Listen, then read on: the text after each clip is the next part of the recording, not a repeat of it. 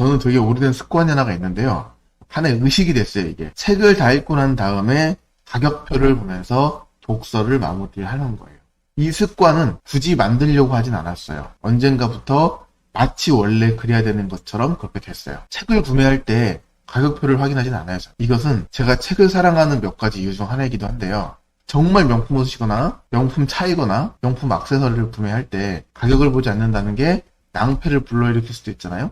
자신의 경제력에 무한한 자신감이 있으면 가격도 확인하지 않고 얼마든지 사면 돼요. 어떤 프로모션이 있는지 전혀 고려하지 않고 그냥 사도 되긴 하는데, 책은 그런 거에 대한 고민을 할 필요가 없어요. 이제 막 출판을 했던 초보 작가의 책이나 굉장히 오랜 시간 사랑받았던 명품 고전, 아니면 엄청난 고학자들의 베스트셀러 같은 것들도 웬만하면 2만원 내외로 구매가 가능하죠. 빌 게이츠의 기후재앙을 피하는 법이라는 책이 있어요. 우리가 세계 최고의 부자라고 하는 빌 게이츠의 생각을 단돈 16,000원에 읽어볼 수 있어요. 다른 상품이랑 다르게 책은 가격이 저렴하다 그래서 책이 담고 있는 내용이 보잘것없는 게 아니에요. 최고의 명사들의 글도 2만원 내외고 최고 부자들의 글도 2만원 내외예요. 엄청난 고학자들의 글도 2만원 내외고요. 굉장히 오랫동안 인생을 공부했던 고승이나 신부님들의 글도 2만원 내외예요. 삼성전자의 권우영 전 회장님의 글과 저의 초년작이었던 앞으로 더 잘 될 거의 글이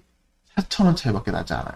우리는 그 엄청난 명품과 비싼 지식과 삶과 성공에 대한 비밀이 잔뜩 담겨져 있는 백화점에서 5만원짜리 지폐 한 장을 주고 가면 많게는 5권, 적게는 1~2권까지 들고 나올 수가 있어요. 책값이 사실은 공짜라고 생각을 하거든요. 책의 가치는 공짜를 넘어서 가격과 정보에 한해서는 굉장히 불공정한 시장이에요, 사실은. 마음만 먹으면 중국, 일본, 미국, 여기서 내놓으라고 하는 사람들의 글을 모두 읽어서 제 머릿속에 담아놓을 수 있어요. 명품들은 매년 감가상각이 일어나죠.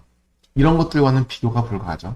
세상 사람들 중에 공짜 싫어하는 사람이 있을까요? 엄청난 명품이 이런 불공정한 가격에 거래가 되는 시장에서 우리가 공짜를 넘어 되려 구매하면 구매할수록 이득이 되는 특이한 경험을 할 수 있어요, 서점에서는. 그래서 책을 구매하면 구매할수록 이득이다. 책을 읽는 순서를 말씀드릴게요. 저는 책을 사면 가장 먼저 책의 제목을 읽어요. 그리고 첫 표지에 적혀져 있는 소제목들을 봐요. 어떤 글이 대략 담겨져 있는지 그런 것들을 미리 확인한 후에 거기에 적혀져 있는 저자를 살펴봐요. 저자를 보면 이 책의 대략적인 방향을 알 수가 있고 어디까지 신뢰할 수 있으며 어떤 걸 주의해야 할지 알 수가 있어요. 그러고 난 다음에는 출판사를 봐요. 이 책이 대략 어떤 출판사를 통해서 출간이 됐는지도 방향을 확인할 수 있는 굉장히 좋은 힌트예요. 제가 좀 주의하고 있는 책들은 어떤 책이냐면 전업작가님들의 글이거든요. 전업작가님들의 글을 무시하는 게 아니라 전업작가님들의 글을 주의하는 이유는 실제로 살아있는 현장의 이야기를 듣고 싶기 때문이에요. 예를 들어서 인공지능에 대한 이야기를 듣고 싶으면 인공지능의 현업에서 일을 했던 사람들의 이야기를 들어보고 싶고, 돈을 벌고 싶은 이야기라면 자기 사업을 통해서 실제로 운영을 했던 어떤 누군가의 글을 읽고 싶어요. 투자에 관련된 글을 읽고 싶다면 투자를 통해서 성공한 사람의 이야기를 듣고 싶은 거예요. 전업작가님들의 글들은 보통 글 쓰는 능력이 굉장히 뛰어나고 읽으면 굉장히 혹하는 이야기들이 많아요. 근데 실제 투자로 돈을 벌었거나 인공지능에 대해서 실무적인 경험이 있다든지 이러신 분들은 아니시죠. 이분들의 이야기는 다른 사람들의 이야기를 짜집어서 좋게 편집했기 때문에 읽기 편하고 재밌다라고 하는 장점이 있어요. 쉽게 처음 접근하기 좋다라는 장점도 있고요.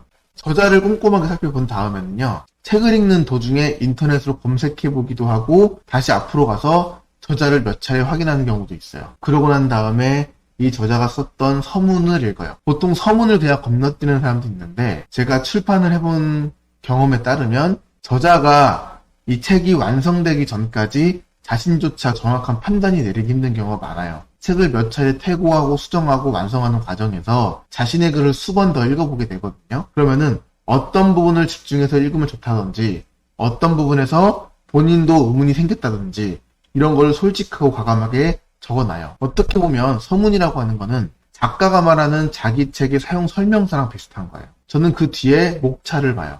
책의 전개가 어떤 식으로 흘러갈지 대략적인 감을 잡는다는 용도로 보는 거예요. 그러고 난 다음에 본문으로 넘어가요. 본문을 정독한 다음에는요, 감사의 글까지 꼼꼼하게 읽어요. 우리가 아까 말씀드렸지만 책이라고 하는 거는 불공정 거래라고 했잖아요. 그러면은 양심이 있다면 스스로가 이 불공정 거래에 승인해줬던 출판사랑 작가님에게 감사의 글 정도는 읽어도 되지 않나? 이런 생각을 해요. 보통은 다 비슷하게 흘러가는데요. 사랑하는 가족이나 출판사에 감사하다 이런 식으로 얘기를 많이 해요. 책을 쓰는데 도움을 주셨던 누구누구님께도 감사하다 이런 의미 없는 인사글인 경우가 대부분이거든요. 그런데도 읽는 것은 제가 은인에 대한 약간 값싼 보답 정도라고 저는 생각을 해요. 그래서 전 영화 볼 때도 맨 마지막에 이 만드신 분들 명단 올라가잖아요. 다 읽어보진 않더라도 그것까지는 다 마무리를 다 봐요. 그리고 마지막으로 책 뒤편에 있는 추천사나 짧은 한 줄 서평 정도를 봐요. 대략 내가 읽었을 때 내 생각과 어떻게 다른지를 확인하고 뒤에 날개에 달려있는 광고를 또 봐요. 제가 도서 광고를 보는 이유는 이래요. 책은 솔직히 말하면 봉사나 사회기부 같은 불공정 거래거든요. 대부분의 책이 돈 벌기 위해 존재하지 않아요. 아무리 높게 잡아봐야 책값의 10% 정도를 받거든요. 요거는 특이한 경우가 아니라면 책만으로 작가가 부자가 되기는 힘들어요. 대한민국은 5,000명 중에 1명이 그 책을 구매해준다고 해도 작가에게 돌아가는 보상이 1,000에서 1,600만 정도밖에 안 되거든요. 대한민국에서 책을 쓰고 있는 사람들의 다수가 본업 작가는 아니에요. 이 작가라고 하는 것을 본업으로 했을 때는 먹고 사는 것조차 쉽진 않거든요. 그러니까 책 쓴 사람들의 대부분은 본업을 따로 갖고 있으면서 자신의 생업을 쪼개가면서 쪼개서 쉬고 싶고 놀고 싶은 그 틈새 시간을 할애해서 책을 출판을 한 거예요. 책 한 권당 1,000원 정도밖에 되지 않는 작은 수익을 얻어간단 말이에요. 내가 돈을 벌고자 하면은 절대 할 수도 없고 해서도 안 되는 행동이거든요. 돈이 묻어있지 않은 이 선행을 저는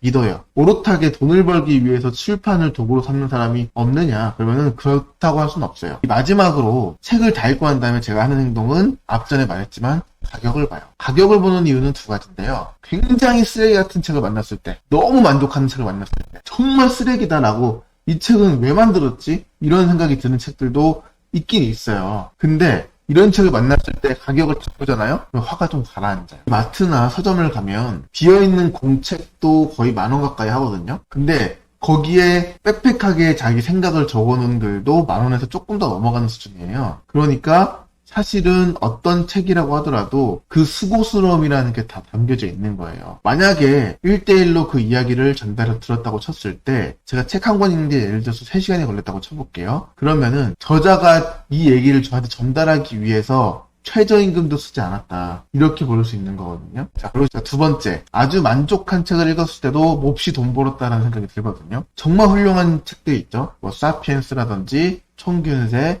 코스모스 이런 책들 사실 수천만 원 이상의 가치가 있어요. 근데 요거를 고작 3만 원도 안 되는 돈에 내가 샀다라는 거. 요건 솔직히 말하면 땅에 떨어진 그냥 황금을 줍는 느낌이거든요. 심지어 이런 책들은 2번을 봤다고 해서 값어치를 2배를 받고 이러지 않죠. 2번을 보면 오히려 그 값어치가 줄어들어요. 2만 원짜리 2번 보면 한 번 볼 때마다 10,000원씩 들어갔다는 거잖아요. 3번을 읽고 4번을 읽고 5번을 읽을 수도 있어요.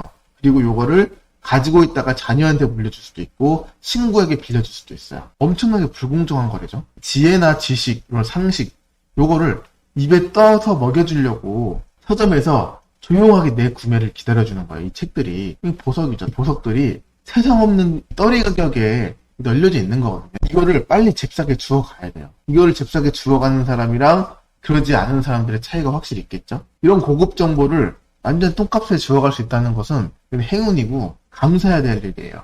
그만큼 책을 선택하는 사람들은 현명한 사람들이다. 책을 선택한 사람들에 대해서 신뢰가 생기고요. 유대 관계를 갖게 돼요. 그렇게 되면서 책을 좋아하는 사람들끼리 좋은 인연이 되기도 하고요. 믿음이 생기기도 하죠. 이 워렌 버핏이랑 점심 식사가 54억이라 그래요. 물론 워렌 버핏 같은 경우에는 본인의 이름으로 쓴 저서는 없는데 이처럼 유명한 사람의 이야기를 듣고 싶어서 54억을 쓰는데 빌 게이츠나 마윈 같은 이런 세계적인 거부들이 거의 종이값만 받고 자기 이야기를 팔거든요. 그런데 이런 이야기에 무심하다는 거는 좀 잘못했다라고 생각을 해요. 최소한 그 이야기도 50억쯤의 가치는 있을 것이다라고 저는 생각을 하거든요. 이 이야기들을 2만 원에 구매할 수 있다는 것은 사고 배길 수 없는 어떤 유혹이다. 이렇게 생각을 합니다. 오늘 영상 여기까지 하겠습니다. 감사합니다.